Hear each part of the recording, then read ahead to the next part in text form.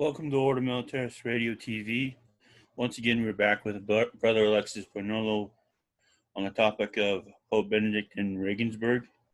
Our first video has been watched 1,200 times, so I thought let's do another video recording to get more info about this. Welcome, Brother Alexis. Thank you, AJ. Always glad to be on Order Militaris Radio TV. So, reading up on this, in the updates, the Diocese of Regensburg mentioned Regensburg is a free state. What is that? I think because Regensburg is a city, I mean to say it's a city that's open to people. It's not subject to control by someone else, and I think there's a hint there because it's just been announced in the German press that Benedict's returning to the Vatican tomorrow. Well, that just doesn't make sense, and let me explain why. We already have 8 reasons to argue that Benedict went to Regensburg without Bergoglio's permission. No announcement was given to leading journalists here at the Vatican of the impending voyage, which is a standard Vatican practice months in advance. He sought the help of Gianni, the former head of the Vatican police, who was ousted by Bergoglio for his daring raid on the Secretary of State's corrupt real estate investment office.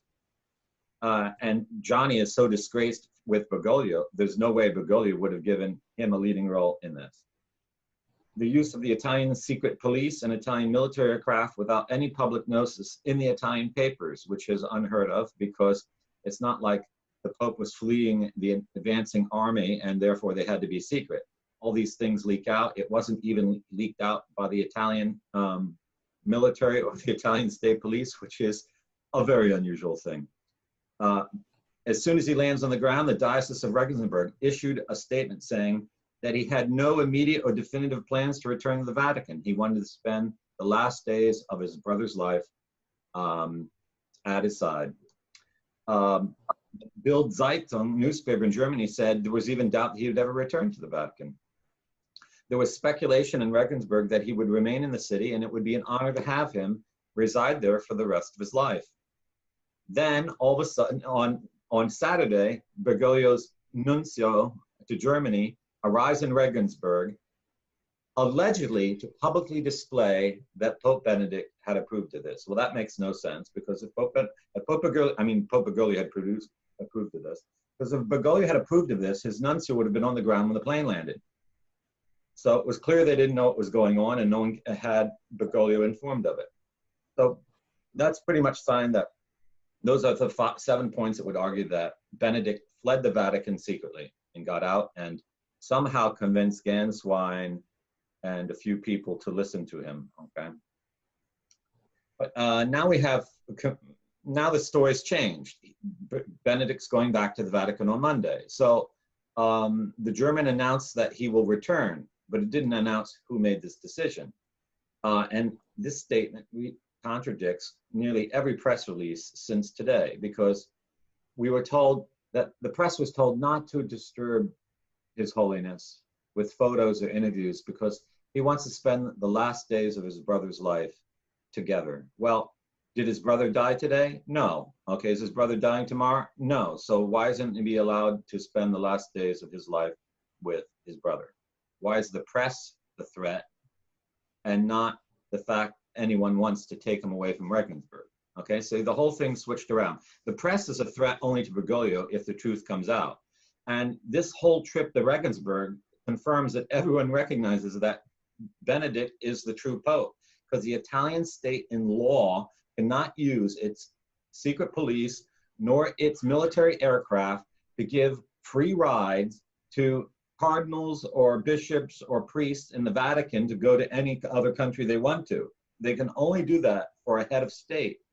Not only that, Germany could not allow an Italian military aircraft into their airspace without the highest approval of the chancellor, and that would only be for a head of state.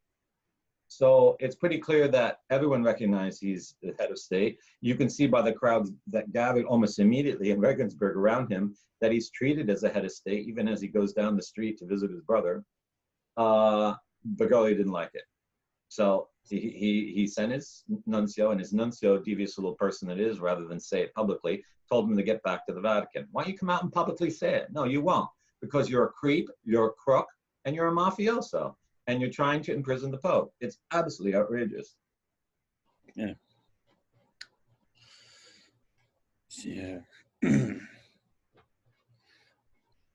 He also actually, from the news reports on the Regensburg website, Pope Benedict went back to his actual hometown to visit and pay his respects to his mom, dad, and I think sister.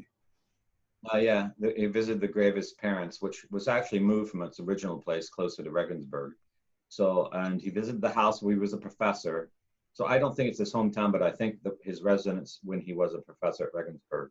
So, well, that doesn't fit the narrative either, because if he went only to Regensburg just to be with his brother, why is he visiting his parents' grave and stuff like that? So it's pretty clear that Benedict had a lot more to do with this trip to Germany than Bergoglio, and Bergoglio is upset. Now Bergoglio spent 3 days swearing and screaming at everyone in the Vatican, and he's finally figured out that Benedict running free around Europe is a threat to his regime, his house of lies, because eventually someone's going to come and speak to him and find out that he never resigned the papacy. It was a complete farce from the beginning. It was a coup d'etat. It was a complete media-controlled event to make us believe he had, when he hadn't. That Latin statement does not mean I resign the papacy. And it says it right in the beginning in the Latin. I'm here to announce the decision you have made. So it's clearly that he was probably told to say that statement. And they've kept him prisoner for 7 years, and they have been manipulating every press release and everything that comes out to prevent him from saying to the world the truth, and the world finding out from him. There are long lists of cardinals and bishops and personal friends who have not been allowed to talk to him. And the ones who are not allowed to discuss February 2013. And Ganswein is the chief mafioso there, screams at everyone over the phone like a maniac, don't you dare raise this topic. I mean, that's what he told me.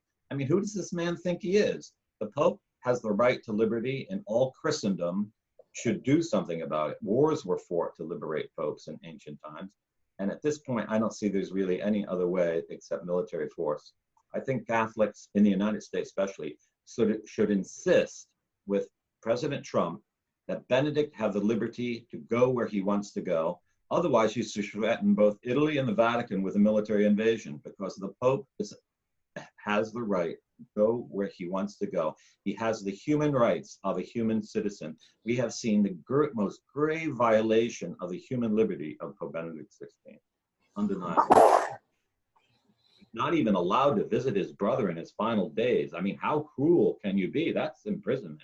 Anyone out there who says that those of us Catholics who said he's in prison are lunatics, the facts now just show that they are the idiots. They are the fools. They are the ones who have bought into the lie, and now the lie has no clothes on it. Because if Benedict's not a prisoner, then he should be able to stay in Regensburg until his brother dies and say the funeral mass for him. But no, they're pulling him back like a yo-yo to the Vatican because he is a prisoner and he is being controlled. Those people around Benedict need to be arrested and removed. Benedict needs to be liberated by military force. And one of the Western powers needs to insist with Italy. Italy is a very weak government, little pressure, and it will look the other way. The Vatican has no substantial military force. Something needs to be done. This is just absolutely outrageous. As a Catholic, as a Franciscan, you can see I'm visibly upset. This is just absolutely intolerable from every point of view. Yeah. Thoughts came into my mind when I read he visited his parents' grave, and I was like, you know how easy it would have been just to walk up to him, politely as you're supposed to do in the graveyard, and just approach him like, Your Holiness, we have a talk. Yeah, that's what Bergoglio fears. He fears that anyone speaks to Benedict outside of the control of Ganswein and his entourage. And if he's fearing that, that's because Benedict is going to say something that we haven't heard him say. What we've been told he said and wrote and everything, that's all controlled him. Look at the hissy fit that Bergoglio and his minions had in January when Cardinal Sarah published a book on the celibate priesthood. And it's like, how did he do that? We don't know that Benedict wrote anything. And Ganswein was raked over the coals and wasn't seen anywhere near Bergoglio for months because he allowed Benedict to write something freely, okay? So that's the level of control, and it's been going on from the beginning. And so that means Benedict has been a prisoner from the beginning. He has been controlled. He might have been drugged. He's certainly now, the other breaking news story today is there's a person in his entourage. I will, let me go to that article, who's a known psychological manipulator, okay? This person in his entourage was denounced publicly on Twitter today. This is not any statement coming from Rome. This is not, I am not saying this person is a manipulator. I'm just saying that Dr. Reisinger, okay, Dr. Doris Reisinger, she has a PhD in philosophy, a master's in theology. This woman is not just, you know, a conspiracy theorist. This woman says that the woman in Pope Benedict's entourage is a known manipulator, psychological manipulator, control freak, okay? Here is a testimony of Dr. Doris Reisinger, okay, published on Twitter, okay? I think just last night or this morning. The woman accompanying Benedict XVI in this photo is not a nurse, as this is because in public reports it said that this person is a nurse. She's not a nurse. Her name is Christine Felder, and she is a member of the spiritual family known as Das Werk, the Work. For years, she was my superior, my novice master, and my spiritual advisor in personal union. She determined which priests I should confess to, which hairstyle I was allowed to have. Sometimes she even cut my own hair, what I was allowed to read, and if and when I was allowed to speak with my parents. And I had to write her weekly reports, I guess, of her own behavior. I have never suffered so much under any person in my life as under this woman. She abandoned me when I told her about this being stalked by a brother, okay? She yelled at me when I told her about this abuse. She did much worse to other young sisters than she did to me. As far as I know, she's never been held responsible. Yet the Vatican has known about her since 2012 at the latest. And yet she seems to be in a leading position at the work to this day. And then she refers to the picture. You can go to From Rome and see the picture of this person. And this Dr. Doris Reisinger on Twitter gives her public address, invites anyone to contact her, okay? And I published the actual photograph of her tweets.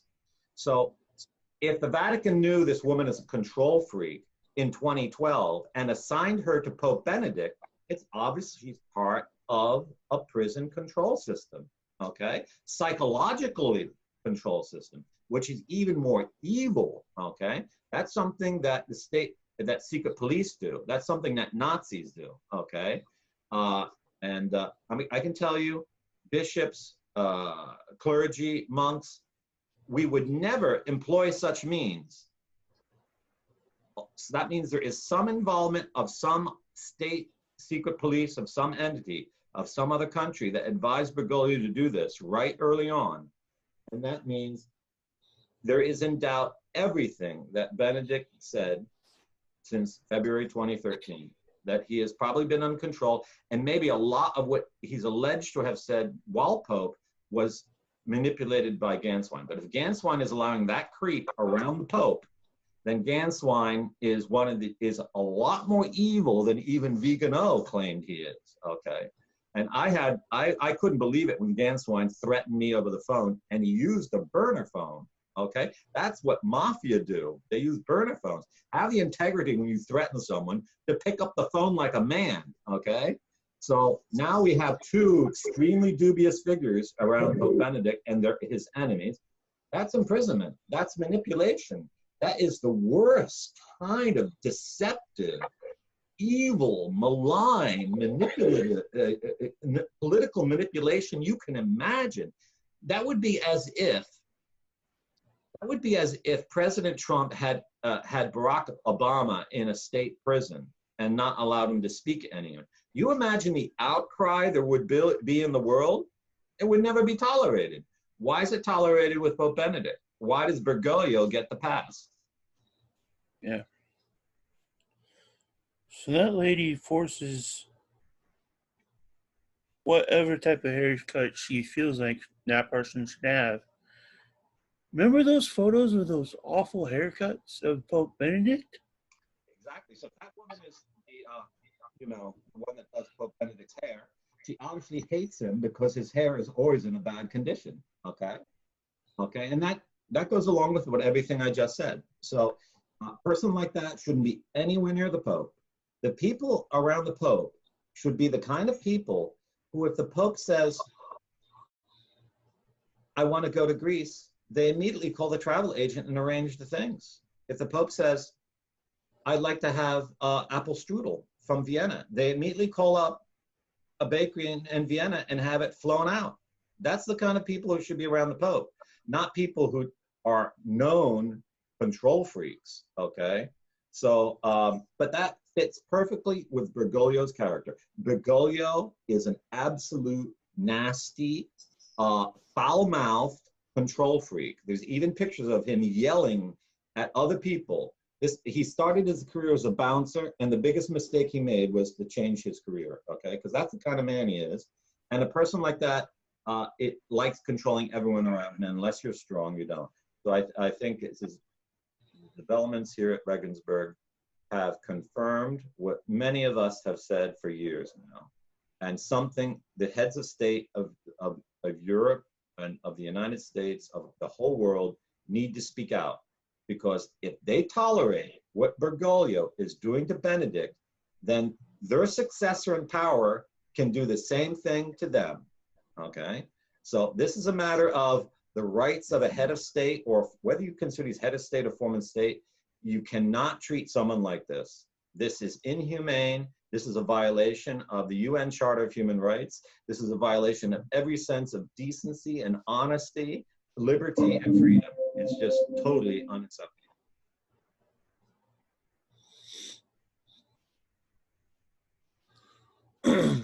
Before we go, what more do you know of this cult that this lady was put into, that this doctor lady who just exposed the person in the photo?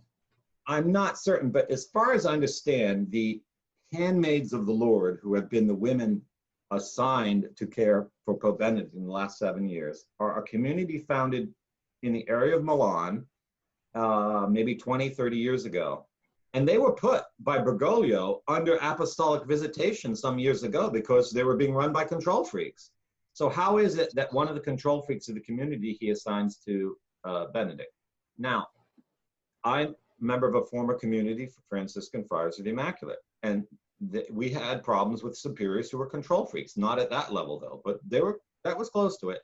And Bergoglio put them under apostolic commission. So why is control freak for you wrong, but control freak for me is okay? You see the double angle here? It's wrong for these communities to have control freaks running them, but it's not wrong for me to assign a control freak to make sure Benedict is doing what he's supposed to do. There's absolutely no rational explanation of this other than utter corruption. Okay, utter corruption.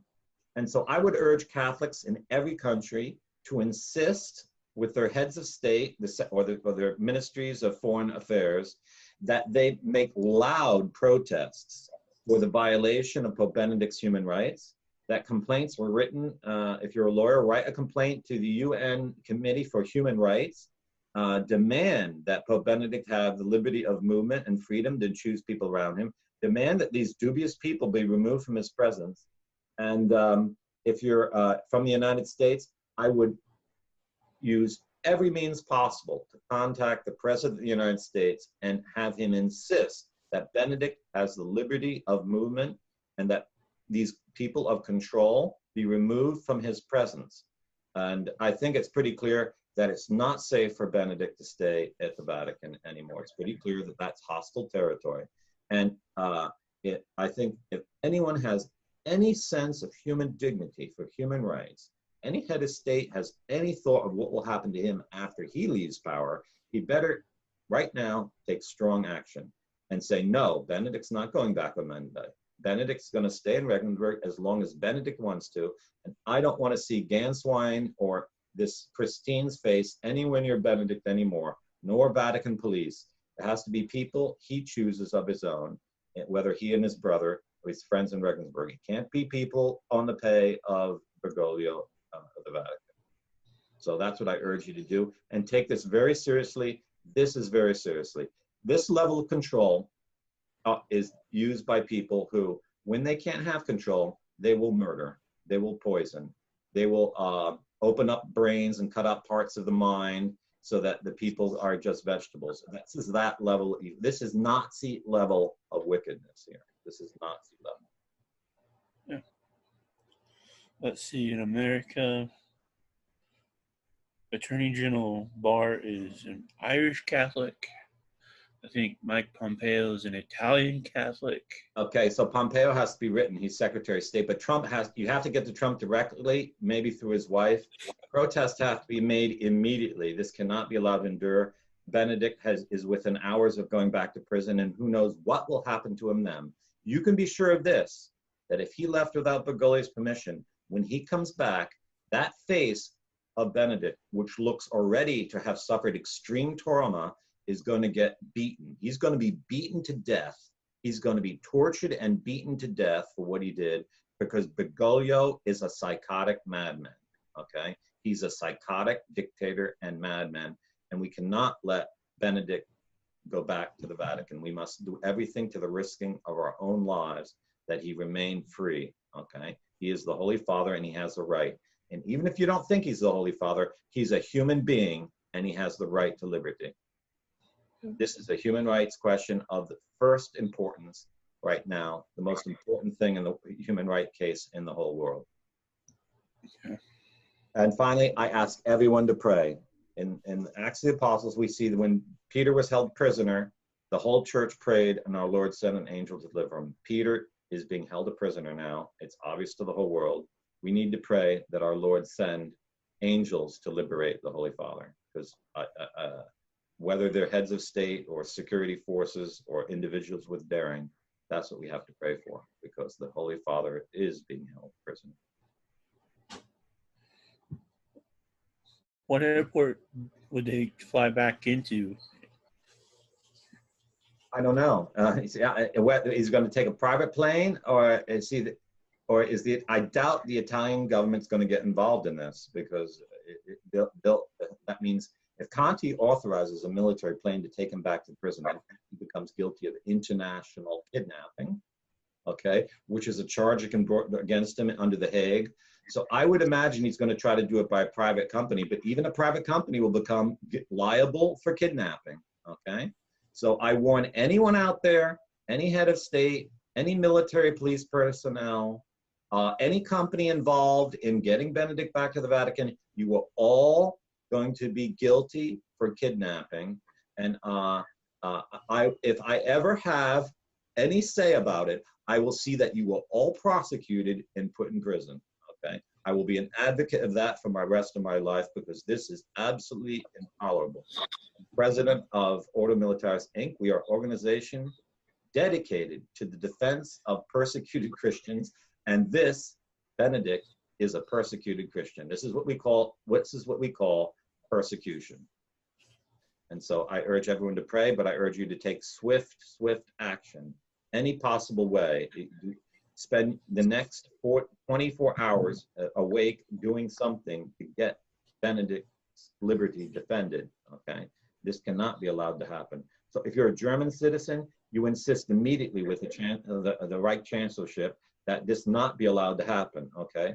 If you are in Regensburg, you should insist with the mayor that this not be allowed to happen, that Benedict should be allowed, as he stated, to stay until his brother pass away.